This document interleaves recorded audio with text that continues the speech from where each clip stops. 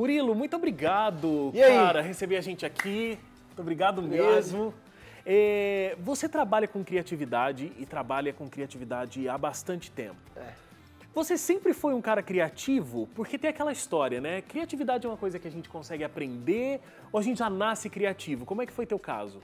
Olha, eu acredito, né, que criatividade é uma habilidade básica da nossa espécie, Homo sapiens, porque criatividade vem da imaginação, a capacidade de imaginar, de criar novas imagens além do que está aqui se vendo, além do que está acontecendo já. Então, assim, é da nossa espécie. A especulação de quem nasceu mais criativo ou menos é uma especulação que não adianta discutir, a gente não consegue mensurar. Então, assim, esquece. Agora, você com 14 anos, você já estava ganhando um prêmio, Sim. o IBEST, por ter criado um site. Sim. Numa época que, né, você com 14 anos, a internet não era uma coisa como é hoje, né? Sim.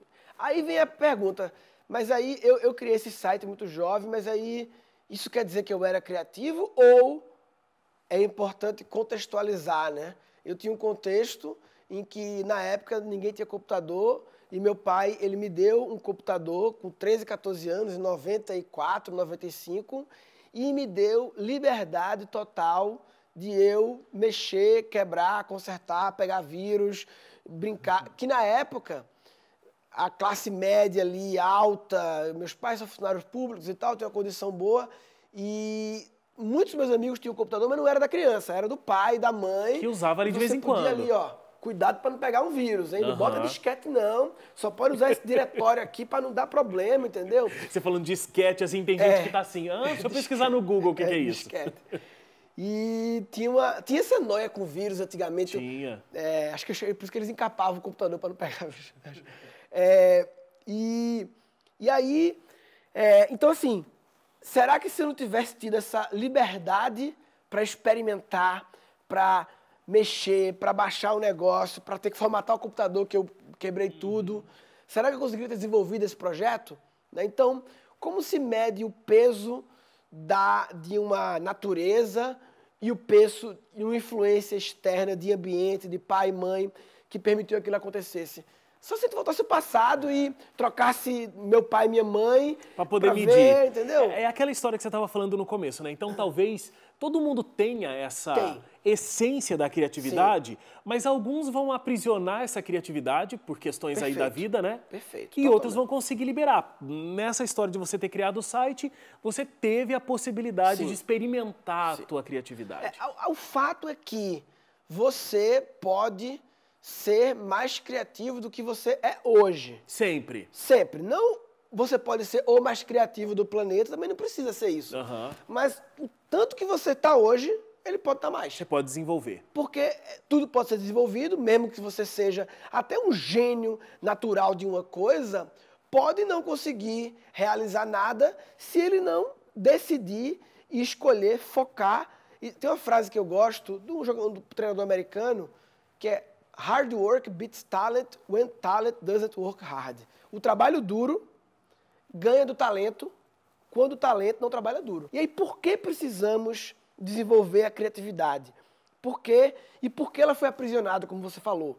Porque a criatividade não era uma habilidade relevante no contexto do mundo até algumas décadas atrás. Mais relevante do que a capacidade de criar era a capacidade de obedecer, de ter disciplina, de seguir os processos. Era a visão mais mecanicista, industrial, cartesiana, linear, o mundo como um relógio em que é todo um sistema e as indústrias, e aí você tinha um papel ali e você repetia aquele papel dentro daquele sistema, e era isso. E agora, o mundo com esse excesso de mudanças, de tecnologias e tal, a habilidade de repetir os padrões passa a ser menos importante, passa a habilidade de criar novos padrões, de criar novas soluções para as questões. Por isso que a criatividade volta agora, e aí ao voltar, percebe-se um grande aprisionamento, como você usou a palavra, que é muito boa, um aprisionamento dessa habilidade humana. É como se a chama da criatividade estava... Não apagou, se apagar a gente morre, eu acho. Né? Mas ela estava fraquinha. E agora... você precisa acender ela, porque agora ela é relevante. Agora, voltando lá para quando você tinha 14 anos e ganhou aquele concurso, o IBEST, duas coisas aconteceram que foram muito interessantes. Uma, você foi parar no programa do Jô. Foi. Então, assim, praticamente uma criança, um adolescente lá no programa do Jô. Como é que foi essa experiência, assim? De repente eu tô sentado no sofá do Jô Soares. Se não existisse o vídeo para me mostrar, eu achava que não teria acontecido. Que não tinha acontecido. Porque, assim, sonhei. Já faz 20 anos, foi em 97, né? Então, 21 anos atrás, você com 13 anos de idade, entendeu? De verdade, se não tivesse vídeo nem foto, eu achava que não foi. Foi bem maluco, porque na época era um negócio que tinha uma audiência, né? Que todo mundo estava acompanhando. Era massivo. Era muito... E aquilo abriu um monte de oportunidades na minha vida, né? Um monte de oportunidades, tanto que eu acabei, de um tempo depois, 3, 4 anos depois, tomando a decisão meio estranha de sair do colégio para trabalhar com internet, porque eu vi que estava acontecendo uma mudança em 99. Então, foi aí que você criou um site. Sim. Onde as pessoas elas entravam nesse site e elas podiam pedir comida. Isso aí. Parece que isso é uma coisa que hoje em dia é muito utilizado. Não vamos dizer o nome do site, mas todo mundo conhece. Todo mundo conhece e tal, e é um mercado... Mas por que naquela época não deu certo? Então, é interessante, né? O Peça Comida, ele surgiu por uma necessidade que eu não gostava de ter que ligar, é uma dor minha, e a gente criou, e na verdade... Ele chamava peçacomida.com.br. Tem uma questão de time, de tempo das coisas, né?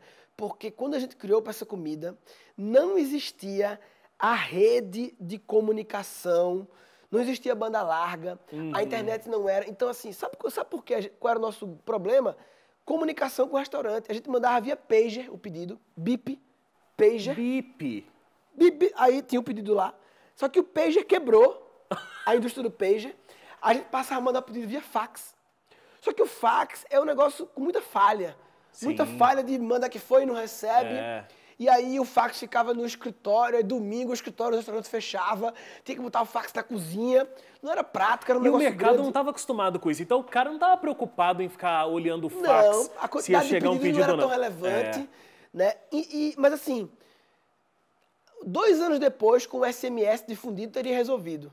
Então é uma coisa assim que muitas vezes uma grande ideia, né? A gente tinha dinheiro, a gente captou uma grana com investidores, tinha um time legal, tinha um produto legal, lançou, os clientes que começaram a usar gostavam, mas não existia uma infraestrutura preparada de comunicação com os restaurantes e não existia também, e para o cliente também, só fazia sentido o cara que já estava navegando na internet, bateu fome e ia pedir. Porque se ele estivesse aqui, agora tem o celular, mas na época eu tinha que... quer pedir comida? O telefone está aqui do lado e o computador está lá dentro, cheio de capa, tem que ligar o estabilizador, reiniciar o DOS para ligar o Windows, para você clicar no Trumpet to Install, que faz aquele barulhinho, para conectar na internet, cara, você entra no site, aí eu pego o telefone e ligo, papai. Muito legal, porque eu acho que hoje a gente não tem mais nem essa memória de que a coisa era assim. A gente tirava um plástico branco, uma tela deste tamanho, assim, para usar o computador. Tinha estabilizador, ligar a torre, ligar o monitor, reiniciar o DOS, depois o Windows, depois entrar na internet, conectar. Então, tinha muito atrito nesse processo, porque não existia a comunicação, todo mundo aqui... Como tem hoje, Mas aí você seguiu a vida, você se formou, inclusive, em administração na Universidade de Pernambuco. Foi. Só que, ao você se formar em administração, você acabou indo para o mundo do humor, você se tornou humorista. Como é que um administrador... ele vai para o caminho do humor?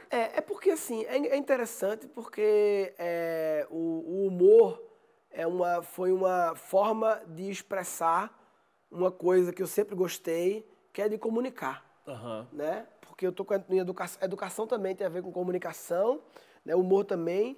E aí eu fiz administração, muitas pessoas escolhem cursos por falta de opção, a que sobrou é essa e tal. Eu acho que a administração é meio campeã disso, né? O que eu vou fazer? Não sei, então vou fazer uma coisa meio básica, administração. Mas aí, então, eu fui para administração um pouco nisso, foi legal para mim, conheci muitas pessoas, mas na colação de grau, eu fui orador e eu pensei, putz, é legal ser engraçado, né? Seria legal que fosse engraçado o negócio. Aí eu comecei a estudar humor, fiz um negócio engraçado, foi engraçado, o pessoal riu. E aí... Você gostou disso? Eu gostei de estar ali e a pessoa tá rindo do que você tá falando. E principalmente de que eles estão rindo de algo que eu planejei eles rirem. Porque uma coisa é você subir e fazer uma coisa de improviso, outra coisa é você escrever uma coisa segundo algumas técnicas e pensar, acho que eles vão rir aqui. Eu pintava em negrito as partes que era para as pessoas rirem quando eu falasse. Eu pintava em negrito e usei esse método a vida toda. Porque você foi do stand-up e fez depois isso, disso, né? Aí depois da colação de grau eu saí, velho, agora eu sou comediante agora. E tempo é tudo, né? Porque eu entrei ali em 2006, quando o stand-up estava bem começando, a primeira geração aparecendo no Brasil, e eu já entrei ali. Então peguei uma onda também, começando a se formar, né? Essa questão do tempo é tudo. E foi aí que você, inclusive, começou a estudar mais profundamente criatividade. Foi, exatamente. Me chamaram para fazer essas palestras TED, né, esses eventos TED, e aí o cara, velho, quero que você passe palestra, não conte piada. E ele sugeriu, por que tu não conta como é que tu cria tuas piadas? E eu achei interessante, rapaz, eu nunca tinha pensado nisso não. E foi aí que você começou a ensinar para as pessoas o teu método.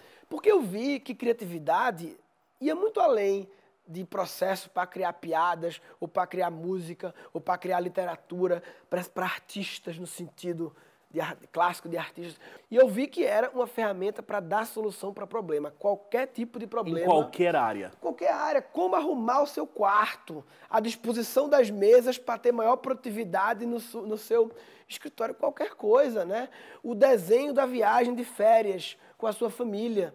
Você pode fazer esse caminho padrão, você pode se abrir a imaginar, criar novas imagens de roteiro que você pode percorrer. E claro, na vida profissional, que é o mais óbvio, né? Que todas as empresas hoje em dia, organizações, estão buscando pessoas que façam além do padrão, que aceitem as mudanças, porque o mundo agora está num momento de transformação, claro, né? E que as coisas estão mudando, e a mente criativa é uma mente que lida muito bem com as mudanças, porque ela se garante de que, beleza, se mudou, se o problema agora é outro, se o desafio mudou, e eu não tenho mais solução pronta para esse desafio, porque ele é novo. Tá na hora de criar. Tá na hora de criar, e eu crio, tá bom. Agora, o Murilo, aí, 2012 mais ou menos, esse período que você foi picado pelo mosquitinho da educação. Sim. Por que você decidiu focar completamente a tua vida nisso, educação?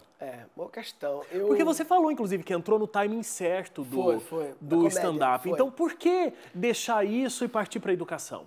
Eu fui morar nos Estados Unidos, num negócio, uma escola, Singularity.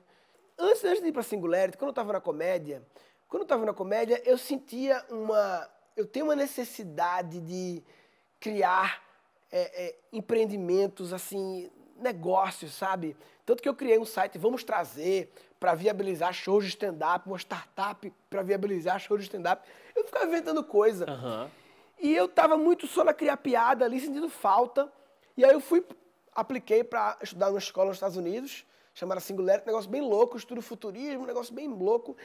E eles lá têm uma pegada muito assim de uma lavagem cerebral positiva de criar negócios de impacto positivo. Criar organizações que tenham propósitos de melhorar a vida, né, das outras pessoas, né? E aí eu voltei assim pensando, putz, e se eu ver a comédia não como o meu produto, mas como uma ferramenta, uma arma minha, né? Uma ferramenta para fazer algo de impacto positivo. E aí eu sempre tive a coisa da educação, quando você olha para o passado, você começa a conectar os pontos, né? Pô, desde moleque, com 17 anos, eu escrevi livro sobre o comércio eletrônico para o Sebrae, eu dava palestra já, eu escrevi artigo para jornal. Você começa a conectar que existia uma coisa de compartilhar acontecendo em todas as etapas. Eu escrevi 2 livros, depois escrevi outro. Então, eu conectei. Acho que aí conecta, né? Putz, então, vou juntar tudo. E se eu usar o meu conhecimento de comédia, o meu conhecimento de marketing, de comunicação, o meu conhecimento de storytelling, de histórias, para fazer algo ligado à educação, usando a bandeira de criatividade, que é um negócio que eu acabei de descobrir que é uma fenda na humanidade, no sentido de quão isso precisa ser desenvolvido agora e qualquer um pode desenvolver. Aí junta tudo e faz, né?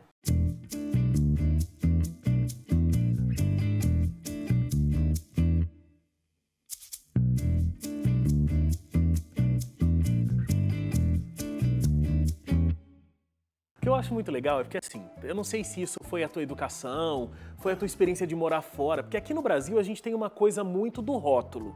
Então, eu sou jornalista, trabalho nessa área. Se eu for fazer uma outra coisa da vida, ninguém vai me respeitar. Por quê? Porque eu sou jornalista, então me colocaram esse rótulo. E eu mesmo aceitei esse rótulo. Você foi desconstruindo cada rótulo, né? Você saiu da área de tecnologia, que foi premiado, foi no maior talk show que a televisão brasileira já viu, falar sobre isso. Aí depois você foi se formar em administração. Aí foi pro humor. Aí o cara sai de ser um rosto conhecido do humor e vai para a área de educação. Aí agora, inclusive inaugurando esse outro assunto, você juntou tudo isso, você juntou a área de educação, você juntou administração, porque você tem um negócio, você misturou todo o conhecimento que você trouxe na área de criatividade para falar de educação de filhos. Sim. E agregando de como a gente pode ser pai e mãe e criar os nossos filhos de uma forma criativa. Sim, é isso. Então, como é que você consegue sair fora desses rótulos e criar uma coisa, mas que é um conhecimento acumulado, né? Você não ignora um para começar um outro. Cara, o lance de rótulos realmente é um negócio que molda a humanidade. E bloqueia a humanidade, bloqueia né? de um jeito. E isso tem a ver com a visão industrial que a gente não consegue tirar. Que a Revolução Industrial criou a hiperespecialização. Olha lá, é o administrador falando isso aí agora. Ó. Você faz isso aqui, você faz isso aqui, Isso. você faz isso aqui, e você faz isso aqui, e você é uma coisa. E aí criou-se também uma visão de que nós temos um padrão. O padrão da humanidade é a monogamia, né? O padrão dos relacionamentos é a monogamia. Nós vivemos numa cultura que existem casos que fogem desse padrão, mas é o padrão, a nível de relacionamento. Mas isso estendeu-se, e não necessariamente tinha que ter estendido, para o mundo profissional, como se a gente só tivesse que ter uma coisa, tivesse monogâmico profissionalmente, como se a gente só pudesse ter uma profissão, uma coisa. Aí você vai entrar no hotel, eu acho engraçado, eu viajo muito, eu vou nos hotéis. Aí tem aquele papelzinho do cadastro do hotel. Profissão. Um campinho desse tamanho só. Você fica, eu tenho que escrever aqui uma palavra, eu tenho que resumir o meu ser numa palavra. E você coloca o quê quando você preenche? Toda vez eu boto uma coisa diferente, palhaço, eu boto vez quando ator, qualquer coisa. Eu não sempre mudo. Então assim, pai, profissão? Pai é um trabalho, né? Árduo. Então assim, infelizmente a gente foi encaixotado de que a gente só pode ser uma coisa, e a verdade é que todo mundo tem múltiplas paixões. Existe o desafio de como não virar uma pessoa desfocada.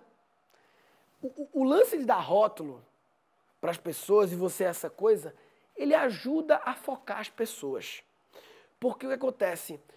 Quando você descobre que você pode ser várias coisas, e que você pode ser o que você quiser, e você pode se reinventar, se você quiser ser jornalista agora, e você pode virar árbitro de futebol, é possível. É possível. Acho que você não me conhece Não, muito árbitro, bem, por isso árbitro tem que dar umas corridas, né? Treinador de futebol. Pior, eu acho. Eu não entendo nada de futebol. Mas enfim, deu para entender o sentido. Mas quando você descobre esse universo de possibilidades, isso é um problema também. Um problema de que você agora quer atirar para todo lado. Eu tenho que fazer escolhas, tenho que abdicar agora de coisas, entendeu? Então, colocar na caixa é uma forma também de não ter que te fazer escolhas, entendeu? Você fica na caixa aí. É engraçado porque as pessoas, todo mundo quando o ser humano passa a ter escolhas, ele passa a ter mais possibilidades, ele descobre isso, ele também passa a ter que se autogerir mais. E a gente nunca foi ensinado a se autogerir. A gente foi ensinado mais a ter alguém gerindo a gente. Muitas pessoas reclamam do chefe, adoram reclamar de fofocar do chefe, mas o chefe, ele faz com que você não tenha que se gerir, porque ele te gere. Ele gere Faz você. esse papel por você. Entendeu? Então, tem esse lado, né, do encaixotar, um lado que parece que facilita, mas ao mesmo tempo aprisiona as pessoas, né? A liberdade gera um monte de responsabilidade. Essa é a coisa mais assim, que eu mais acredito, que quanto mais liberdade, mais escolhas, mais desapegos ao que você não escolheu, e, portanto, mais responsabilidade, e aí você pode escolher o quanto de você quer ter ser livre, de acordo com o quanto que você quer arcar com as consequências de ser livre. E liberdade tem tudo a ver com criatividade, né? Tudo a ver. Inclusive, essa é uma disciplina, porque você tem uma escola. Sim. E criatividade é uma disciplina muito importante nessa tua escola. Assim, a Keep Learning School é uma escola online, os cursos são todos à distância, em que a gente tem 2 cursos, 2 produtos, mas a gente só tem. Um curso que é o Reaprendizagem Criativa, que é para adultos reaprenderem. Nascemos criativos, mas desaprendemos e agora podemos reaprender. Do jeito que você está hoje, você pode ser melhor do que você é hoje. E ao longo do tempo, os nossos alunos começaram a dar o feedback de que, velho, voltar a ser criativo me abriu a mente, melhorou no meu trabalho, na minha empresa, com o meu chefe, não sei o quê. Mas, cara, melhorou a relação com meus filhos. Por quê? Porque quando eu percebi que eu fui bloqueado ao longo da vida, eu comecei a fazer, peraí, meus filhos... Não vão bloquear meu filho. Agora eu quero ver como é que faz isso aí, para não bloquear. Então as pessoas começaram naturalmente a querer fazer como seria a engenharia reversa de como não bloquear, em vez de ser como reaprender. E aí surgiu o curso Cri-Cri, Criando Crianças Criativas. Eu achei fantástico isso. Que é a versão preventiva. É a versão preventiva do outro curso. Entendeu? E aí, no Cri-Cri-Cri, Criando Crianças Criativas, tem uma técnica, você ensina diversas, mas tem uma que é o boletim da vida. Me explica como que é isso. Não, foi a gente muitas vezes, o ser pai é um negócio que ninguém estuda para ser pai, né? Acontece, né? Acontece, né? E assim, criou-se essa percepção coletiva de que não precisa estudar mesmo não, porque eu sou pai sabe aprendi como é que com meu pai, filhos, aprendi com meu pai, né? E eu sei como eu educo meu filho, e cada pai sabe educar do seu jeito e tal. E é verdade, cada um educa do seu jeito, mas não é verdade que não precisa estudar. Não é verdade. Não é verdade que porque você está biologicamente preparado para reproduzir outros seres, quer dizer que você está mentalmente preparado para educar. Até porque no dia que a criança nasce e no dia que ela precisa ser educada, foram anos depois, já mudou o contexto. Você não podia estar pronto no ano que eu nasci, em 83, se meu pai continuou me educando. 93, 2003, ele estava me educando ainda. Né? Então, nós precisamos estudar as teorias. Pedagogia é um assunto para educadores. E pais são educadores, então pais precisam saber de pedagogia, entender o contexto do mundo atual. Eles precisam separar as coisas, a forma como eles foram educados e a forma como vão educar os filhos, porque você pode sim se inspirar e aprender com a forma que você foi educado, mas não significa que você tem que repeti-la literalmente, porque se eu fui educado nos anos 80 e 90, como é que eu vou repetir todos os princípios iguaizinhos num mundo que é diferente? O mundo é completamente outro, né? E aí é que tá, porque você tem que criar esse filho não com uma regra, porque sim, claro, o mundo em que ele vai ser adulto, inclusive, vai ser diferente desse mundo em que ele está sendo criança, Esse é o grande desafio, né? Porque a gente está educando um ser humano e não sabe para que mundo está educando. E como é que cria desse jeito? É um jogo de incerteza. Não é um jogo de respostas certas. Educar seres humanos não é um jogo de respostas certas. É um jogo da busca infinita em você se melhorar como pessoa, você se melhorar. O grande resultado do curso Cri, dos alunos, eles falam assim, entrei aqui para educar melhor meus filhos e descobrir o quanto eu preciso me transformar. Porque você não pode entregar o que você não tem. Claro. Então, o filho ter filho é a maior oportunidade de desenvolvimento pessoal que uma pessoa, um ser humano pode ter. É o maior motivador. Por isso que a turma fala tanto, ai, filho muda tudo. Muda porque ele lhe obriga a ser melhor do que você era, não ser o melhor numa competição global, mas melhor do que você era, para que você dê o exemplo para aquele outro ser humano. Né? Te assusta isso? Assusta um pouco. Não vou mentir. Assusta um pouco, mas o Marcos Pianges, amigo meu, fala que ter filho é ter fé, né?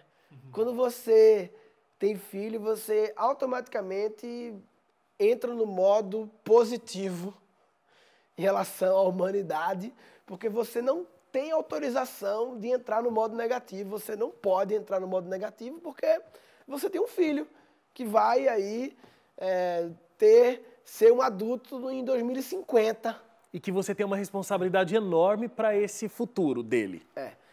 É difícil, velho. Sabe por que acontece? Porque eu acho que o grande desafio é a gente, como pai, assumir ignorância, sabe?